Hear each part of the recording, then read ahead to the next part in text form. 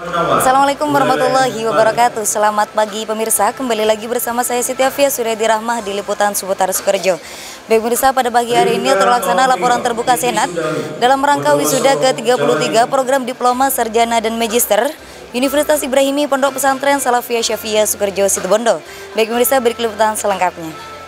Universitas Ibrahimi Sukoharjo Situbondo menyelenggarakan rapat terbuka Senat dalam rangka wisuda ke-33 program Diploma 3 Sarjana dan Magister yang bertempat di Auditorium Pondok Pesantren Salafiyah Syafiyah Sukoharjo Situbondo.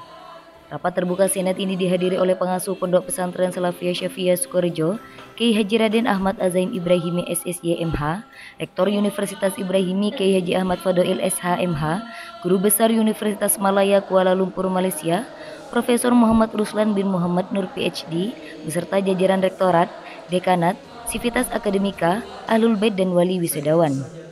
Acara diawali dengan seluruh peserta memasuki auditorium, disusul prosesi rektor memasuki ruang acara. Acara diawali dengan menyanyikan lagu kebangsaan Indonesia Raya dan Mars Subhanul Waton yang dipimpin oleh paduan suara Universitas Ibrahimi.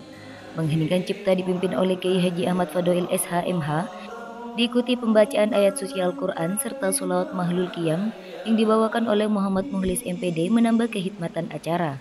Acara resmi dibuka oleh Kiai Haji Ahmad Fadoil SHMH, dilanjutkan dengan pembacaan surat keputusan rektor oleh Wakil Rektor 1, Dr. Min Haji MPDI, mengenai wisudawan terbaik dan berprestasi non-akademik. Dalam sambutannya, Rektor Universitas Ibrahimi, Kiai Haji Ahmad Fadoil SHMH, menyampaikan sejarah terbentuknya Universitas Ibrahimi. Setelah Hadrat Almarhum Kiai Haji Raden Samsul Arifin mendirikan dan membina Pondok Pesantren Salafiyah Syafiyah Sukoharjo, di masa Hadrat Almarhum Al-Maghfurlahu Kiai Haji Raden As'ad Samsul Arifin sebagai pengasuh kedua Pondok Pesantren Salafiyah Syafiyah Sukoharjo di tahun 1968, beliau Kiai Haji Raden As'ad Samsul Arifin dengan visi yang jauh melampaui tahun, era dan zaman beliau pada saat itu, beliau memandang penting agar bagaimana para santri di Pondok Pesantren Salafiyah Syafiyah Sukoharjo khususnya umat Islam Indonesia, masyarakat muslim dunia ini bisa mendapatkan ilmu pengetahuan melalui jenjang pendidikan tinggi. Dawuh beliau, para santri Salafiyah Syafiyah Sukoharjo tidak hanya menjadi cadangan agama, tetapi santri juga menjadi cadangan negara, santri menjadi cadangan pemerintah. Maka kemudian dengan kegigihan beliau untuk menghantarkan para santri Salafiyah Syafiyah Sukoharjo di tahun 1968, beliau mendirikan Universitas Nahdlatul Ulama Ibrahimi. Dilanjutkan dengan orasi ilmiah yang disampaikan oleh Profesor Muhammad Ruslan bin Muhammad Nur PhD, Guru Besar Universitas Malaya Kuala Lumpur Malaysia, dengan tema peran pendidikan tinggi pesantren dalam membangun peradaban Islam di era disrupsi. Perguruan tinggi termasuk perguruan tinggi Islam mencari-cari kaedah bagaimana kita ingin menyampaikan ilmu kepada masyarakat, menyampaikan ilmu kepada mahasiswa, menyampaikan ilmu kepada mahasiswi dan kepada mereka yang ingin belajar. Kita tahu dalam kaedah mengaji di dalam Islam, rukbataihi ala rukbataih, kita bersama dengan guru, berdepan dengan guru.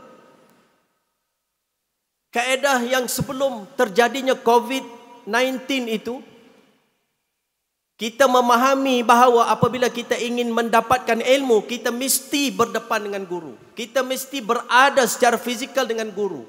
Mesti berdepan. Seperti mana Jibril datang bertemu dengan Nabi Muhammad sallallahu alaihi wasallam. Di dalam hadis yang kedua yang dicatatkan di dalam kitab hadis Al-Arba'in, yaitu yang terkait dengan iman, Islam dan ihsan. Di situ kita lihat bagaimana datangnya dalam keadaan beradab bertemu dengan Rasulullah sallallahu alaihi wasallam. Berada bersama di dalam majlis Rasulullah sallallahu alaihi wasallam dan bertanya kepada baginda. Dan persoalan yang ditanya itu dijawab oleh baginda Nabi Muhammad sallallahu alaihi wasallam, lalu dibenarkan pula oleh Jibril ini. Lalu para sahabat rasa, siapakah orang ini? Ya. Kerana orang ini tidak pernah ditemui. Rambutnya yang hitam pekat, pakaian yang putih bersih. Seperti tidak ada kesan dia ini orang yang bermusafir. Tetapi datang bertemu dengan baginda Nabi Muhammad sallallahu alaihi wasallam. Dan para ulama apabila membincangkan berkaitan dengan kaedah untuk menuntut ilmu, salah satu perkara yang ditekankan adalah berdepan dengan guru. Tetapi apabila berlaku COVID-19 tahun 2019-2020 itu, kita melihat bahawa adanya beberapa teknologi-teknologi yang digunakan sebagai ganti untuk kita mendapatkan ilmu secara berdepan. Kerana ada sekatan, kita tidak boleh lagi pergi ke kuliah, kita tak boleh masuk ke universiti, kita ditahan daripada pergi ke masjid. Hatta di Malaysia, di masjid saya, Pak Yai, hanya 6 orang sahaja yang dibenarkan untuk solat berjemaah pada waktu itu. 6 orang sahaja. Ya. Jadi ini bila terjadinya penyebaran virus ini, kita mendapati bahawa banyak hikmah yang dapat kita pelajari. Dan di antaranya adalah wujudnya teknologi-teknologi yang memberikan jalan kepada manusia untuk menuntut ilmu. Walau bagaimanapun, ingin saya ingatkan kepada semua bahawa teknologi ini bukanlah jalan mutlak untuk mendapatkan ilmu. Pada hari ini kita lihat ramai yang cuba mencari jawapan terhadap sesuatu masalah melalui internet, melalui YouTube. Apabila dia membuka YouTube, dia mendengar seseorang ustaz, seseorang guru itu bercakap, lalu diambil daripada itu dan disebarkan kepada orang lain tanpa verifikasi ataupun tanpa bertanya kepada guru-guru mereka. Wisuda berlangsung lancar dengan prosesi wisuda program Diploma 3, Sarjana dan Magister. Muhammad Asadul Anam bin Susiono, Banyuwangi, Jawa Timur.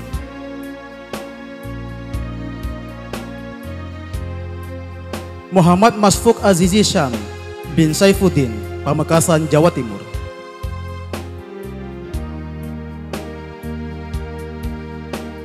Muhammad Rofi Ulwan Saifullah bin Saharudin, Bondowoso, Jawa Timur.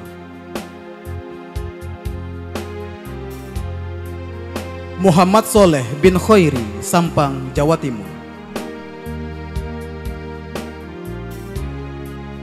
Syafiqus Soleh bin Hashim Rahman, Situbondo, Jawa Timur.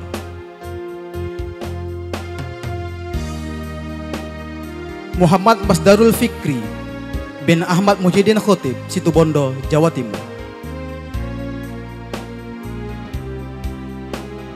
Hairul Fajri bin Pardi. Seluruh peserta kemudian mengucapkan ikrar lulusan yang dipimpin oleh Muhammad Nastain Eskom.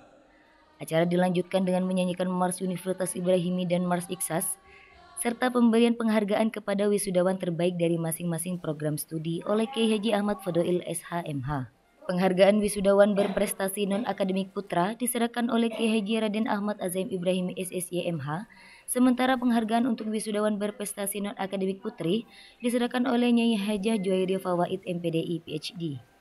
Suasana semakin istimewa dengan penyerahan penghargaan secara simbolis Duta Munajat Ziarah Mekah Madinah oleh Kiai Haji Raden Ahmad Azaim Ibrahimi kepada Umanaq Pesantren Dr. Minhaji MPDI yang akan berangkat umroh paket istiqomah 16 hari bersama JM Hafaz Situbondo. Acara diakhiri dengan taujihat irsyadat dan doa yang dipimpin oleh Kiai Haji Raden Ahmad Azaim Ibrahimi yang berpesan kepada para lulusan agar senantiasa menjadi pribadi yang istimewa di hadapan Allah Subhanahu wa taala, Nabi Muhammad sallallahu alaihi wasallam, guru dan orang tua. Pesan kami ketika Anda terpilih dengan proses perjalanan akademik ini menjadi orang yang terseleksi jalan takdir kehidupannya. Jadilah dari sekedar ahli la ilaha illallah Muhammadur Rasulullah yang biasa-biasa saja menjadi ahli la ilaha illallah Muhammadur Rasulullah yang luar biasa. Teringat nasihat Kiai Abdullah Murtada beberapa hari yang lalu saat haflah qiraatuna. Beliau mengkisahkan dikala Nabi Ibrahim dianugerahi oleh Allah, inni ja'iluka linnasi imama, derajat kepemimpinan. Beliau bermunajat kepada Allah untuk anak cucunya, qala wa min dzurriyyati. Tetapi oleh Allah derajat kemuliaan kepemimpinan ini tidak diberikan secara murah, tetapi pilihan dan istimewa. Qala la yanalu ahdid dhalimin. Ada seleksi khusus. Tetapi ketika urusan as-samarat, buah-buahan, urusan materi duniawi, wa idh qala Ibrahimu rabbi ja'al hadha baladan amina warzuq ahlahu minas samarati. Ketika yang diminta adalah materi buah-buahan, Allah tambahkan qala wa man kafar. Orang bahkan yang non muslim pun Allah memberikan fasilitas yang sama. Maka urusan materi bukan urusan yang istimewa, tetapi derajat kemuliaan di sisi Allah inilah yang istimewa. Para wisudawan, anak-anakku sudah berada di tahapan ini. Jadilah yang istimewa dalam pandangan guru kalian, dalam pandangan orang tua kalian, dalam pandangan baginda Rasulullah sallallahu alaihi wasallam, dalam pandangan Allah Subhanahu wa taala. Alhamdulillah, kegiatan wisuda telah terlaksana. Kebetulan kami mendapatkan penghargaan mahasiswa terbaik Prodi PAI Pascasarjana Universitas Ibrahimi. Kami mengucapkan terima kasih kepada seluruh pihak, terutama kepada pengasuh Pondok Pesantren Salafiyah Syafiyah Sukorjo, Kiai Haji Raden Ahmad Azaim Ibrahimi, kepada kedua orang tua kami, kepada keluarga kami, istri kami dan anak-anak kami, dan kepada seluruh sivitas akademika Universitas Ibrahimi yang telah memberikan segalanya kepada kami, baik ilmu, kesempatan, dan akhirnya kami bisa lulus dengan nilai yang menurut kami memuaskan. Kami berusaha akan terus mengembangkan keilmuan kami di hari-hari dan tahun-tahun yang akan datang. Bismillahirrahmanirrahim. Alhamdulillah telah terlaksana wisuda yang ke-33 program diploma Sarjana dan Magister Universitas Ibrahimi Pondok Pesantren Salafiyah Syafiyah Sukorjo yang bertepat pada tanggal 21 September 2024. Oke, selesai. Saya selaku peserta wisuda dan salah satu wisudawan terbaik Prodi Komunikasi dan Penyiaran Islam sangat bersyukur atas terselenggaranya wisuda ini. Harapan saya semoga ilmu yang saya dapat selama bangku perkuliahan bermanfaat dan barokah. Amin ya robbal alamin.